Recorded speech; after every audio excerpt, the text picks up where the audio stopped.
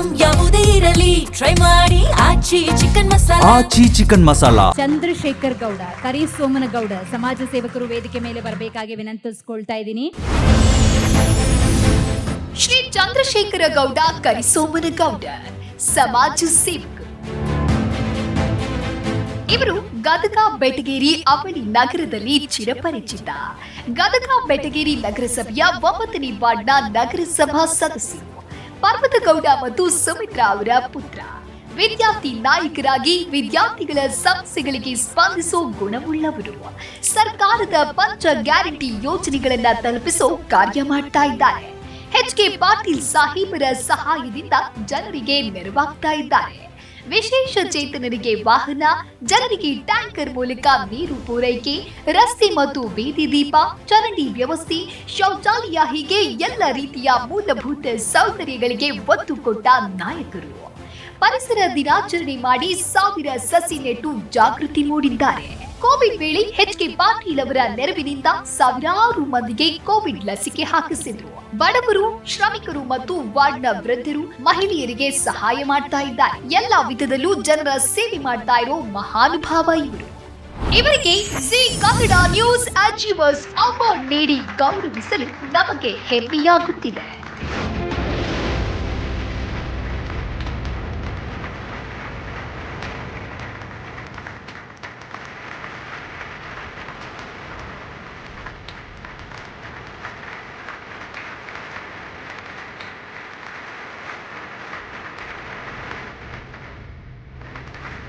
ಖುಷಿ ಆಗುತ್ತೆ. ಸಾಧಿಸೋದು ತುಂಬ ಇದೆ, ಅದು ಸಾಧಿಸೋದು ಕಡಿಮೆ.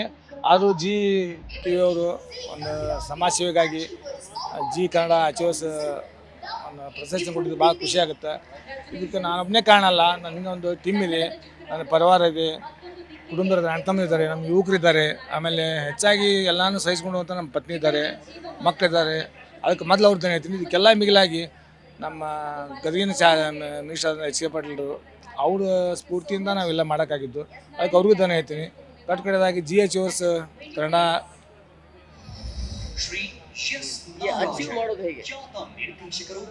ಪರಿಶ್ರಮ ಬೇಕು, ತಾಳ್ಮೆ ಇರಬೇಕು, ಆಮೇಲೆ ಸಂಘಟನೆ ಇರಬೇಕು. ಮೇಲಾಗಿ ಏನಂದರೆ ಪರಿವಾರದಲ್ಲಿ ಎಲ್ಲರೂ ಸಪೋರ್ಟ್ ಆಗಿರ್ಬೇಕು. ಜೊತೆಗೆ ಯುವಕರ ಪಡೆ ಅಚೀವ್ ಮಾಡೋಕ್ಕೆ ಯುವಕರ ಪಡೆ ಕಾರಣ ಅಂತ ಹೇಳ್ತೀನಿ.